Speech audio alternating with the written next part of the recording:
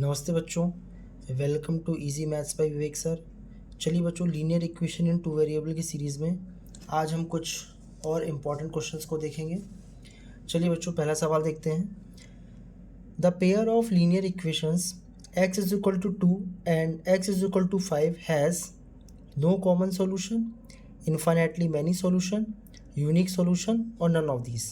तो बच्चों यहाँ पे आपको दो लीनियर इक्वेशंस दे रखी हैं, x is equal to 2 and x is equal to 5। Linear equation मतलब the equations which represent line on a Cartesian plane और एक्स वाई प्लेन।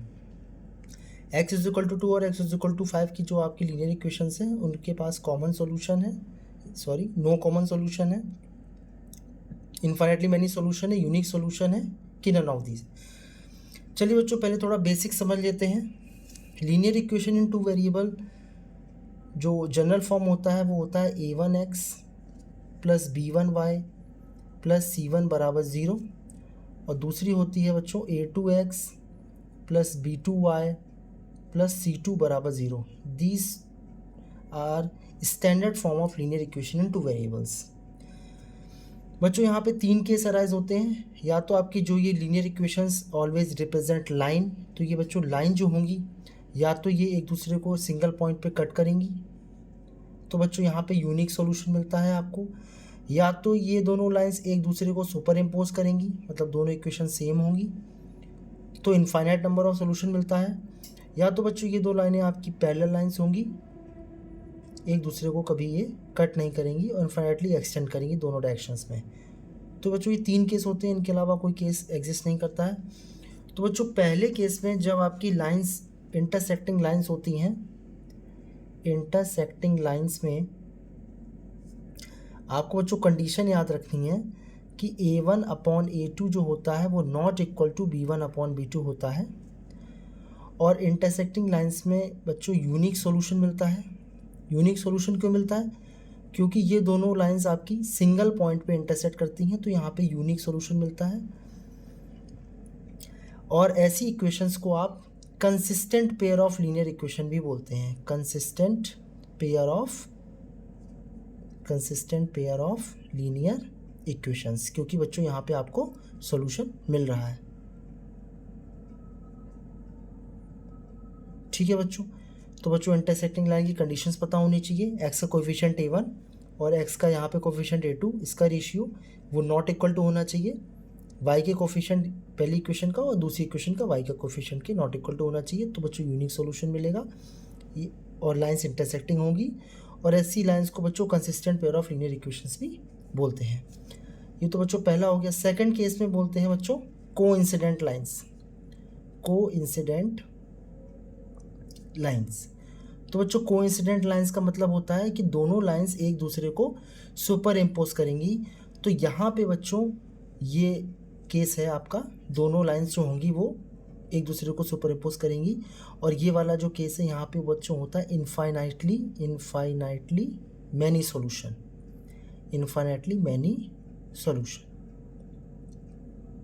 और बच्चों आपको ये देखना है कि जो given pair of linear equations हैं वो कोइंसिडेंट लाइंस रिप्रेजेंट कर रही हैं या नहीं। तो बच्चों आपको a1 अपॉन a2 का रेशियो निकालना पड़ेगा, वही रेशियो आपका b1 अपॉन b2 का आएगा और सेम रेशियो आपका c1 अपॉन c2 का आएगा। तो बच्चों जो लाइंस आपकी होंगी वो कोइंसिडेंट लाइंस होगी। इसको बच्चों एक नाम और दिया गया है, dependent pair of linear equation भी इनको बोलते हैं, dependent pair of linear equations. और बच्चों एक नाम इसको और दिया गया है, वो कंसिस्टेंट डिपेंडेंट। देखिए बच्चों, कंसिस्टेंसी तब होती है किसी भी दो लाइंस की जब सॉल्यूशन मिल रहा हो। या तो यूनिक सॉल्यूशन मिलेगा तो भी कंसिस्टेंट होंगे, और या तो इन्फाइनाइटली मैनी सॉल्यूशन मिलेगा तो भी कंसिस्टेंट होंगे। लेकिन यहाँ पे होता है डिपेंडेंट कंसिस्टेंट। ये दोनों कंसिस्टेंट हैं क्योंकि सॉल्यूशन दे रहे हैं, तो यहाँ पे डिपेंडेंट कंसिस्टेंट होता है। ये दोनों लाइंस बच्चों सेम ही होती हैं। अभी कुछ एग्जांपल्स आपको आगे दिखाएंगे, वहाँ पे आपको समझ में आएगा कि दोनों लाइंस एक ही होती हैं, बस दूसरी लाइन को किसी कांस्टेंट से मल्टीप्लाई करके पहली वाली इक्वेशन में बना लिया जाता है दूसरी लाइन को। अब बच्चों तीसरा केस जो होता है वो पैरेलल लाइंस का होता है। अब बच्चों आपको पता है कि सॉल्यूशन तभी मिलता है या तो लाइंस एक दूसरे को काटें या एक दूसरे को सुपर इम्पोज करें, लेकिन जब एक दूसरे को लाइन ना तो काटती हैं ना सुपर इम्पोज करती हैं तो लाइंस पैरेलल होती हैं। तो यहाँ पे बच्चों बोलते हैं नो सॉल्यूशन। यहाँ पे आपको सॉल्यूशन, एक भी सॉल्यूशन नहीं मिलते हैं, क्योंकि बच्चों ना तो कट कर रही हैं, ना ये एक दूसरे को इंटरसेक्ट कर रही हैं, ना सुपर इम्पोज कर रही हैं। इसकी बच्चों कंडीशन होती है A1/A2 is equal to B1/B2 not equal to C1/C2। और बच्चों इनको आप नो सॉल्यूशन बोलते हैं। और इसको दूसरा नाम भी दिया गया inconsistent pair of linear equation, inconsistent pair of linear equations. तो बच्चों ये आपने तीनों क्राइटेरिया समझ लिए हैं, इस पे बेस काफ़ी क्वेश्चंस आते हैं। अब बच्चों आप समझिए कि जो आपको क्वेश्चन दे रखा है x=2 और x=5, ये जो दो लाइंस दे रखी हैं ये नो कॉमन सॉल्यूशन होगा, इनफिनिटी मैनी सॉल्यूशन होगा, या यूनिक सॉल्यूशन होगा, या नन ऑफ दिस होगा। तो बच्चों इनके दो मेथड हैं, या तो आप इन दोनों लीनियर इक्वेशंस को इस फॉर्म में कन्वर्ट कर लीजिए और कोएफिशिएंट्स कंपेयर करा लीजिए तो आपको पता पड़ जाएगा, या तो बच्चों इन लाइंस को आप कार्टेशियन प्लेन पर ड्रॉ कर लीजिए रफली। तो बच्चों जैसे ही आप रफ फिगर बनाएंगे, एक XY प्लेन रफली आप ड्रॉ करेंगे और ये आपका y डैश और x डैश x। तो बच्चों x बराबर 2, तो बच्चों आपको पता है x बराबर a is a line parallel to y axis. तो x बराबर 2 जो होगा बच्चों वो यहाँ पे आपका रफली रिप्रेजेंट कर देंगे आप x बराबर 2 को यहाँ पे। और ऐसे ही बच्चों x बराबर 5, 1 2 3 4 5, मान लीजिए बच्चों x बराबर 5 आपका यहाँ पे आएगा। तो बच्चों x बराबर 5 आपने ये लाइन ड्रॉ कर दी। तो बच्चों आपको ग्राफ से ये साफ साफ दिख रहा है कि ये दोनों लाइंस पैरेलल हैं और इनफाइनाइटली कभी भी ये मीट नहीं करेंगी या इंटरसेक्ट नहीं करेंगी।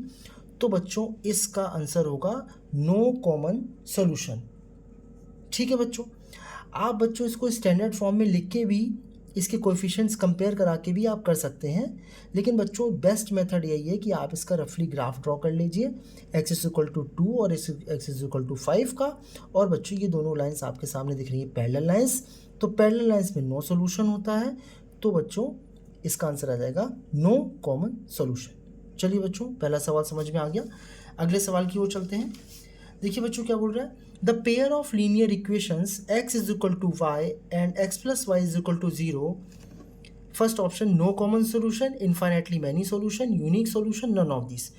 तो बच्चों आप इसको स्टैंडर्ड फॉर्म में कन्वर्ट करके भी रेशियो से निकाल सकते हैं। तो बच्चों हम आपको ये सवाल दोनों तरीके से बताएंगे।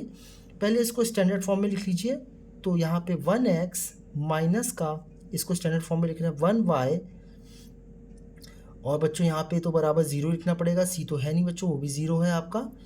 और इसको भी स्टैंडर्ड फॉर्म में लिखेंगे तो 1x प्लस का 1y प्लस 0 बराबर 0। तो c आपका यहाँ पे जो है वो C1 C2 आपके यहाँ पे जीरोज़ है। तो बच्चों A1/A2 निकालेंगे फर्स्ट केस में, तो A1 A2 जो कोएफिशिएंट्स होते हैं 1/1 आ जाएगा।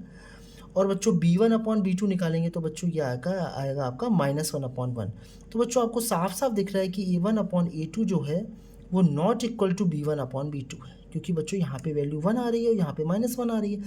तो बच्चों आपको पता है कि A1/A2 not equal to B1/B2 में यूनिक सॉल्यूशन होता है। तो बच्चों ये दोनों इक्वेशंस आपकी यूनिक सॉल्यूशन बनाएंगी। अब बच्चों ग्राफिकली आपको समझना है तो आप एक रफ ग्राफ ड्रॉ कर सकते हैं और कोऑर्डिनेट एक्सिस ड्रॉ कर सकते हैं। अब बच्चों आपको ये समझना है कि x बराबर y के सॉल्यूशंस क्या हैं। तो बच्चों आप समझिए कि 1, अगर x को 1 लेंगे तो y1 आएगा, x को 2 लेंगे तो y2 आएगा, x को 3 लेंगे तो y3 आएगा। तो बच्चों ये आपकी जो ग्राफ होता है x=y का, ये बच्चों ऐसा जाता है। बच्चों आप अगर प्लॉट भी करेंगे तो x=1 y=1 ये पॉइंट्स मिल जाएगा, x=2 y=2 ये पॉइंट मिल जाएगा। तो बच्चों आप इसको प्लॉट भी कर सकते हैं, नहीं तो आप इसको समझ सकते हैं कि x बराबर y का जो ग्राफ होता है वो हमेशा ऐसा ही जाता है। ठीक है बच्चों, अब सेकंड इक्वेशन से ग्राफिकली देखेंगे तो x= बच्चों -y है। मतलब क्या है, मतलब आप x को 1 लेंगे तो y -1 आएगा। ठीक है, x को 1 लेंगे, अगर y को 1 लेंगे तो x -1 आएगा, या वाइस वर्सा होता है बच्चों। एक्स को 1 लेंगे तो वाई माइनस 1 आएगा, वाई को 1 लेंगे तो एक्स माइनस 1 आएगा। तो बच्चों आपको इसको प्लॉट करना है।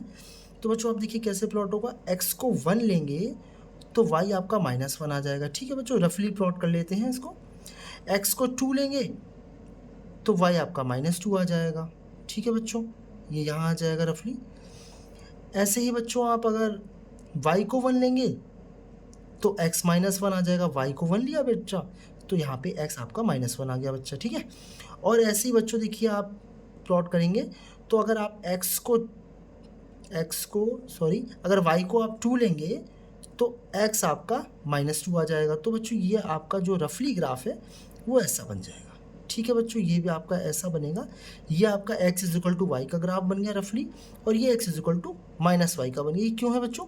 क्योंकि बच्चों इस लाइन पे इस टाइप के सारे पॉइंट्स इसको सेटिस्फाई करेंगे। आप देख सकते हैं x को -1 लेंगे तो y 1 आ जाएगा, तो x को -1 लीजिए तो y देखिए 1 आ गया। ठीक है, x को 2 लीजिए, x को अगर आप 2 लेंगे बेटा तो x को 2 कहाँ लेंगे? यहाँ पे लेंगे। x को 2 लेंगे तो तो y आपका कितना आएगा बेटा? यहाँ देखिए नीचे -2। ठीक है, तो ये सेटिस्फाई कर रहा है। तो बच्चों आप ये देख पा रहे हैं ग्राफ से कि ये इंटरसेक्टिंग लाइन्स है और इंटरसेक्टिंग एट ऑरिजिन है। तो जो ग्राफिकली भी आप समझ सकते हैं कि इसका यूनिक सॉल्यूशन होगा जो कि है 0,0, और आप इसको स्टैंडर्ड फॉर्म में कन्वर्ट करके भी पता लगा सकते हैं कि इन दोनों इक्वेशंस का यूनिक सॉल्यूशन होगा। चलिए बच्चों अगले क्वेश्चन पे चलते हैं। देखिए बच्चों यहाँ पे आपको ये दोनों इक्वेशन सॉल्व करनी है और सॉल्व करके आपको यहाँ पे x की वैल्यू बतानी है। तो चलिए बच्चों सॉल्व करते हैं। तो m/x माइनस का n/y = a, m/x प्लस का n/y = b। तो देखिए बच्चों यहाँ पे आपके जो 1/y का कोफिशिएंट है वो सेम है। पहली इक्वेशन में -n है, दूसरी इक्वेशन में +n है। तो बच्चों इन दोनों इक्वेशन को जैसे ही आप ऐड करेंगे तो बच्चों ये आपका कैंसिल आउट हो जाएगा। तो m/x प्लस m/x आ जाएगा 2m/x = a + b। तो बच्चों आपको देखिए x की वैल्यू निकालनी है, तो इसको नीचे इसको ऊपर भेज देंगे। तो बच्चों यहाँ पे x आ जाएगा आपका 2m/a + b। इस मेथड को बच्चों हम लोग बोलते हैं एलिमिनेशन मेथड, जहाँ पे आपको एक वेरिएबल को एलिमिनेट करना होता है कोएफिशिएंट्स बराबर करके। तो बच्चों यहाँ पे पहले से ही 1/y का कोएफिशिएंट -n और 1/y का कोएफिशिएंट +n था। तो बच्चों यहाँ पे आपने आसानी से y वेरिएबल को एलिमिनेट करके x की वैल्यू निकाल ली। चलिए बच्चों अगला सवाल, यहाँ पे भी बच्चों आपको x और y की वैल्यू निकालनी है। ये बच्चों थोड़ा सा ट्रिकी सवाल है, इसको अच्छे से देखिएगा। सबसे पहले बच्चों जो गिवन क्वेश्चन है उसको रेसिप्रोकेट कर दीजिएगा दोनों साइड, टेकिंग रेसिप्रोकल। तो बच्चों जैसे ही आप रेसिप्रोकल करेंगे दोनों साइड तो ये बच्चों ये आ जाएगा x + y/xy = 2। अब बच्चों इसको अलग अलग कर लेंगे तो x/xy प्लस का y/xy = 2। x से x कैंसिल हो जाएगा, y से y कैंसिल हो जाएगा, तो 1/y प्लस 1/x = 2। ये आपकी मॉडिफाइड इक्वेशन होगी, इक्वेशन नंबर 1। ऐसे ही बच्चों इसको कर लेंगे, सबसे पहले दोनों साइड रेसिप्रोकल कर लेंगे। तो x - y/xy = 6, दोनों साइड रेसिप्रोकल कर लिया बच्चों। फिर x/xy माइनस का y/xy = 6, कैंसिलेशन करेंगे x और y का। तो बच्चों यहाँ से माइनस 1/x = 6 आएगा। ये इक्वेशन नंबर 2। इन दोनों इक्वेशन को सॉल्व कर लीजिए बच्चों। यहाँ पे रखिए 1/y माइनस का 1/x = 6। x देखिए बच्चों ऐड करेंगे दोनों इक्वेशंस को, जब ऐड करेंगे तो x वेरिएबल आपका एलिमिनेट हो जाएगा। तो 2/y = 8 आएगा, इधर उधर भेजेंगे बच्चों इसको। तो यहाँ पे बच्चों y = आ जाएगा 2/8, दैट इज 1/4 = y। तो y बच्चों आपका 1/4 आ चुका है। इसको बच्चों आप सेकंड या फर्स्ट इक्वेशन में पुट कर दीजिए, पुट इन 2 कर दीजिए बच्चों। सेकंड इक्वेशन में आप पुट कर देंगे तो बच्चों क्या रिजल्ट आएगा आपके पास? तो 1/4 पुट करेंगे तो 1/1/4 माइनस का 1/x = 6। ये बच्चों 4 ऊपर जाता है तो 4 - 1/x = 6। तो 1/x = 4 - 6, दैट इज इसको इधर भेज देंगे बच्चों -2। तो x = -1/2। तो बच्चों आपके दोनों आंसर्स आ चुके हैं जो कि हैं x = -1/2 एंड y = 1/4। चलिए बच्चों नेक्स्ट क्वेश्चन की ओर देखते हैं। The pair of linear equations 2x + 3y = 5 and 4x + 6y = 10 is, चार ऑप्शन दे रखे हैं बच्चों, इनकंसिस्टेंट, कंसिस्टेंट, डिपेंडेंट कंसिस्टेंट और नन ऑफ दीज। तो बच्चों आपको पता है, जैसा कि मैंने आपको पहले सवाल में बताया था, कि आपको कोएफिशिएंट्स का रेशियो निकालना है। तो बच्चों पहली इक्वेशन आपकी दे रखी है 2x + 3y = 5 और दूसरी इक्वेशन दे रखी है 4x + 6y = 10। तो बच्चों यहाँ पे a1/a2 निकालिए बच्चों, a1/a2 जो आएगा वो 2/4 दैट इज़ 1/2।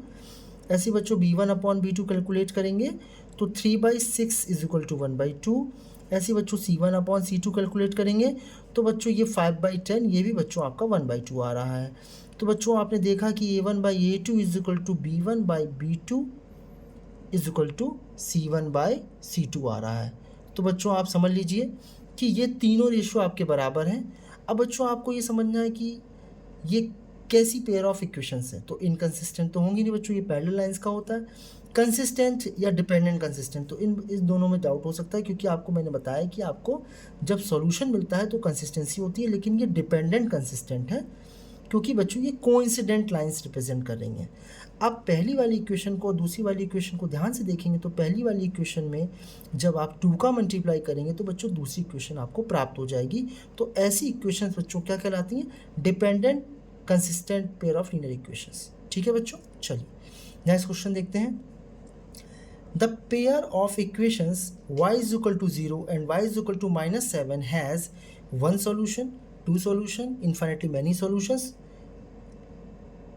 No solution. तो बच्चों अभी जैसा कि मैंने आपको बताया कि आप इसके ग्राफ बना के बहुत ही आसानी से और बहुत ही जल्दी ये पता लगा सकते हैं कि इसका एक सॉल्यूशन होगा, 2 सॉल्यूशन होंगे कि इनफिनिटी मेनी सॉल्यूशन होंगे। तो बच्चों रफ ग्राफ आप बना ही सकते हैं। तो रफली बच्चों आपने ये ग्राफ बना लिया x' और ये बच्चों आ जाएगा y'। ठीक है बच्चों, तो बच्चों आपसे y = 0, तो y = 0 क्या होता है बच्चों? x एक्सिस होता है। y = 0 is always x axis. ठीक है बच्चों, और आपको दूसरी लाइन बनानी है y = -7। तो बच्चों रफली आप यहाँ पे देख लीजिए -1 -2 -3 -4 -5 -6 -7। तो बच्चों आपकी जो y = -7 वाली रफली लाइन ये बन जाएगी y = -7। और बच्चों आपको पता है कि x एक्सिस जो होता है वो y = 0 होता है। बच्चों ये क्यों होता है? क्योंकि x एक्सिस पे आप कोई भी पॉइंट ले लीजिए, हमेशा y कोऑर्डिनेट आपका 0 होगा। ठीक है बच्चों, तो आपको दिख रहा है कि y = 0 और y = -7, these two lines have no common solution और these two are parallel lines. तो बच्चों इसका आंसर आ जाएगा आपका नो सॉल्यूशन। ठीक है बच्चों, नेक्स्ट क्वेश्चन की ओर चलते हैं। देखिए बच्चों अगला सवाल आपसे क्या बोल रहा है? The pair of equations x = a and y = b graphically represent lines which are. तो बच्चों बोल रहा है कि x = a और y = b दो लाइन्स हैं, वो ग्राफिकली कैसी लाइन्स को रिप्रेजेंट करता है? Parallel lines, intersecting at b, a, coincident lines and fourth option intersecting at a, b। तो बच्चों आप इसको और क्वेश्चंस की तरह आप इसको भी रफली ड्रॉ कर सकते हैं। ये आपका y एक्सिस हो गया बच्चों, ये आपका x एक्सिस हो गया। तो बच्चों x = a मतलब x = सम कांस्टेंट। तो x = a हमेशा जो लाइन होती है वो y एक्सिस के पैरेलल होती है। तो x = आप a कोई भी लाइन ड्रॉ कर सकते हैं। x = a आपकी ये सपोज ये लाइन हो गई x = a। ठीक है बच्चों, a को कोई कांस्टेंट मान लिया हमने। और y = b आपको पता है हमेशा वो लाइन होती है जो x एक्सिस से पैरेलल होती है। तो y = बेटा आपकी ये लाइन हो जाएगी यहाँ से।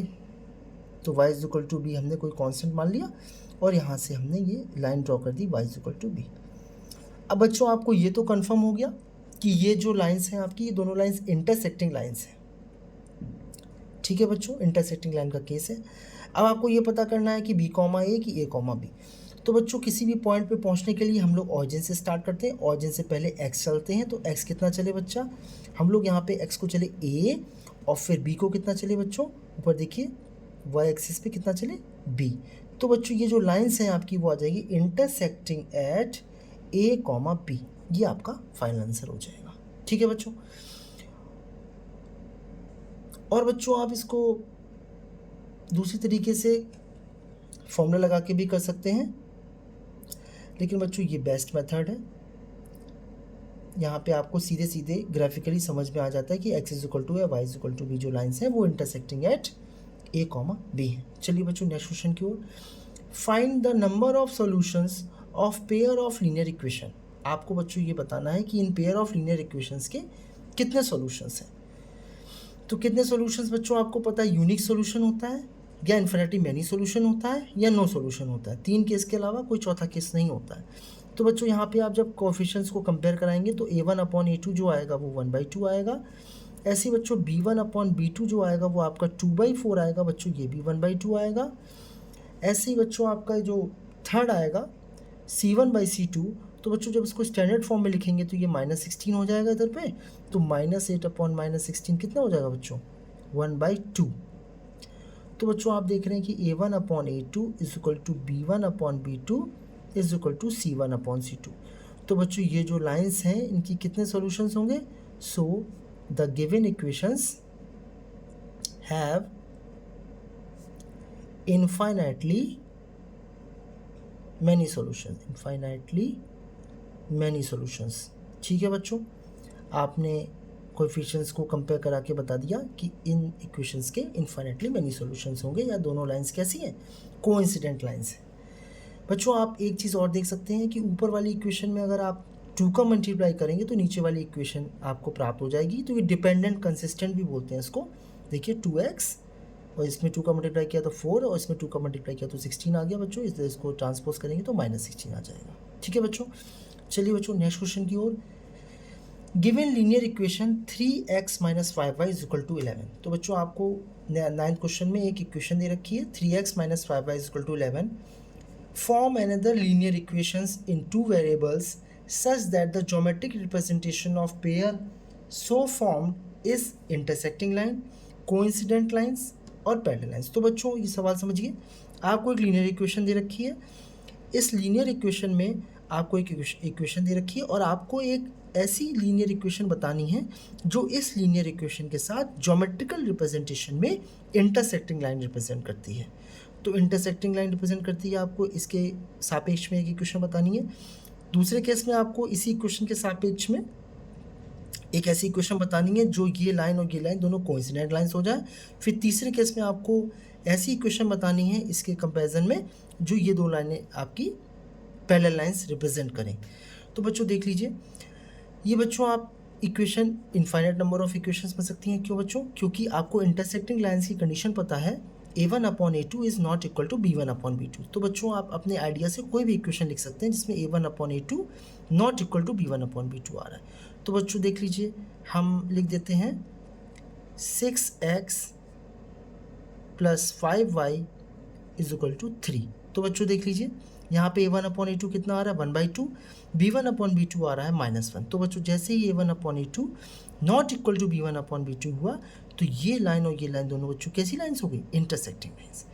अब कोइंसिडेंट लाइंस बोल रहा है, कोइंसिडेंट लाइंस वो लाइंस होती हैं जो कि सेम ही लाइन रिप्रेजेंट करती हैं। तो बच्चों इस इक्वेशन में आप 5 का मल्टीप्लाई कर दीजिए तो 15x - 25y is equal to 5। अब बच्चों कोइंसिडेंट लाइंस की आपको कंडीशन पता है a1/a2 is equal to b1/b2 is equal to c1/c2। Check कर लीजिए 3/15 is equal to 1/5, -5/25 is equal to 1/5 and इसको स्टैंडर्ड फॉर्म में लिखेंगे बच्चों -1/-5 इज इक्वल टू 1/5। तो बच्चों a1/a2 is equal to b1/b2 is equal to c1/c2 हो रहा है। तो बच्चों ये दोनों लाइंस कैसी हो जाएंगी, कोइंसिडेंट लाइंस। ऐसी बच्चों आप इनफाइनाइट नंबर ऑफ लाइंस यहाँ भी लिख सकते हैं और यहाँ पे भी लिख सकते हैं। थर्ड क्वेश्चन में बच्चों आपको पैरेलल लाइंस बतानी है। तो पैरेलल लाइंस में आपको कंडीशन पता होनी चाहिए a1/a2 is equal to b1/b2 not equal to c1/c2। तो बच्चों आप इस इक्वेशन में यहाँ पे 4 का मल्टीप्लाई कर दीजिए तो 4 × 3 = 12x और 4 20y इज इक्वल टू यहाँ पे अपने हिसाब से आप कुछ भी 7 लिख दीजिए। तो बच्चों a1/a2 कितना आ रहा है 1/4, b1/b2 भी बच्चों कितना आ रहा है 1/4 और c1/c2 1/7 आ रहा है। तो बच्चों a1/a2 is equal to b1/b2 not equal to c1/c2 आ रहा है। तो बच्चों ये वाली जो आपने लाइन लिखी है ये इस लाइन की हमेशा पैरेलल होगी। ऐसे बच्चों इनफाइनाइट नंबर ऑफ इक्वेशंस आप तीनों केस में बना सकते हैं। चलिए बच्चों नेक्स्ट क्वेश्चन की ओर चलते हैं। देखिए बच्चों अगला सवाल क्या बोल रहा है। अगला सवाल बोल रहा है find C if the system of equations C X plus 3y plus 3 minus C is equal to 0 comma 12x plus C Y minus C is equal to 0 has infinitely many solution. तो बच्चों आपको इस case में सी की value बतानी है और सी की वैल्यू तब बतानी है जब इन दोनों इक्वेशंस के इनफाइनाइटली मैनी सॉल्यूशंस हो। तो बच्चों इक्वेशंस आपको दे रखी हैं। आप फॉर इनफाइनाइटली मैनी सॉल्यूशंस के लिए आपको पता है a1/a2 is equal to b1/b2 is equal to c1/c2 होता है। तो बच्चों a1/a2 लिख लीजिए बच्चों, क्या आएगा c/12 is equal to 3/c, compare करा रहे हैं बच्चों, x का coefficient a1/a2 is equal to b1/b2 is equal to c1/c2। तो बच्चों यहाँ पे देखिए इनको कंपेयर करा के आप सी की वैल्यू निकालेंगे, इसको कंपेयर करा के सी की वैल्यू निकालेंगे और फर्स्ट और लास्ट को भी कंपेयर करा के सी की वैल्यू निकालेंगे। और बच्चों जो सी की वैल्यू सबको सेटिस्फाई करेगी वही आपका बच्चों आंसर हो जाएगा। चलिए बच्चों इन दोनों को कराते हैं पहले। तो ये आ जाएगा c/12 is equal to 3/c, तो c square is equal to 36, तो c इज इक्वल टू +-6। ठीक है बच्चों, इन दोनों को कराते हैं। तो बच्चों आपका ये आ जाएगा माइनस का 3c is equal to 3c minus C square. ठीक है बच्चों, तो इसको इधर सॉल्व करेंगे बच्चों, इधर पे ले आएंगे तो ये आ जाएगा आपका C square minus 6c is equal to 0, C common ले लेंगे तो c minus 6 is equal to 0। यहाँ पर दो चीज़ें मल्टीप्लिकेशन में हैं तो c भी 0 होगा और c माइनस 6 भी 0 होगा, तो c इज इक्वल टू 0 और c minus 6 is equal to 0, तो एक c बराबर 0 आ जाएगा, एक c बराबर 6 आ जाएगा। ठीक है बच्चों, अब फर्स्ट और लास्ट को लेंगे बच्चों, तो आ जाएगा c/12 is equal to 3 minus c/-c। ठीक है, मल्टीप्लाई करिए, माइनस का c square is equal to 36 minus 12c, सब कुछ RHS में ले जाइए 12c, तो ये बच्चों आ जाएगा c square minus 12c plus 36 is equal to 0 लिखा हुआ है। ये बच्चों आप ध्यान से देखेंगे तो ये c माइनस 6 का होल स्क्वायर लिखा हुआ है। तो बच्चों यहाँ पे जब स्क्वायर हटेगा रूट 0 लगेगा तो यहाँ ultimately 0 is equal to c minus 6 implies c is equal to 6। तो बच्चों आप देख पा रहे हैं कि c is equal to 6 satisfies all the conditions, all the 3 conditions. तो बच्चों इसका आंसर क्या हो जाएगा, इसका आंसर बच्चों फाइनली हो जाएगा c 6 वैल्यू लेगा, c 6 के अलावा कोई वैल्यू नहीं लेगा। यहाँ पे -6 हो रहा है लेकिन ये तीनों केस में सेटिस्फाई नहीं कर रहा है। यहाँ c 0 भी आ रहा है लेकिन ये और केसेस में नहीं आ रहा है, लेकिन c इज इक्वल टू 6 जो आ रहा है बच्चों वो हर केस में आ रहा है, तो c इज इक्वल टू 6 इसका फाइनल आंसर हो जाएगा। चलिए बच्चों नेक्स्ट क्वेश्चन देखते हैं।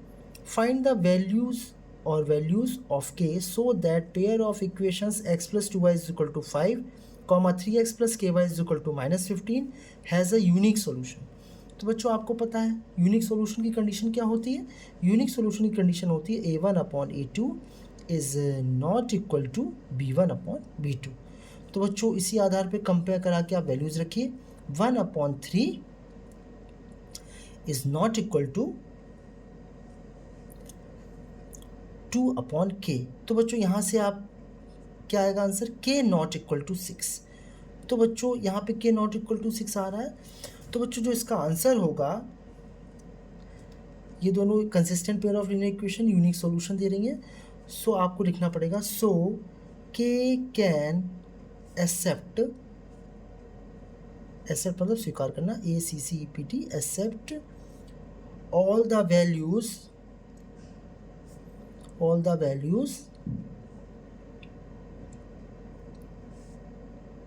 एक्सेप्ट 6, मतलब 6 के अलावा आप कोई भी वैल्यू k की रख सकते हैं, 6 नहीं रखनी है। k can accept all the values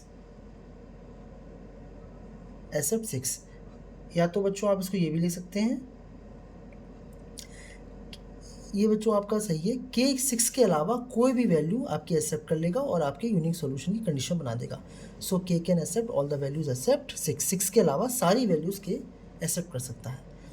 find the value of, चलिए बच्चों नेक्स्ट क्वेश्चन की ओर, find the value of K for which given pair of equations has no common solution.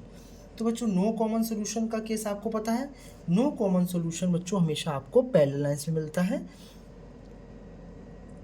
No common solution में कोई भी सोल्यूशन नहीं मिल रहा है तो ये पैरेलल लाइंस का केस है। पैरेलल लाइंस में बच्चों आपको पता है a1/a2 is equal to b1/b2 not equal to c1/c2 आपका केस होता है बच्चों। तो बच्चों यहाँ पे आप कंपेयर करके वैल्यूज़ लिखेंगे तो 4/8 इज इक्वल टू k/12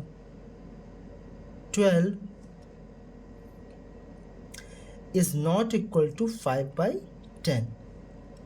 तो बच्चों इसको सॉल्व करेंगे आप तो 4 2 ज़ा 8, पहले इन दोनों को सॉल्व कर लेंगे तो 4/8 इज इक्वल टू k/12, तो 4 2 ज़ा 8 2 6 ज़ा 12।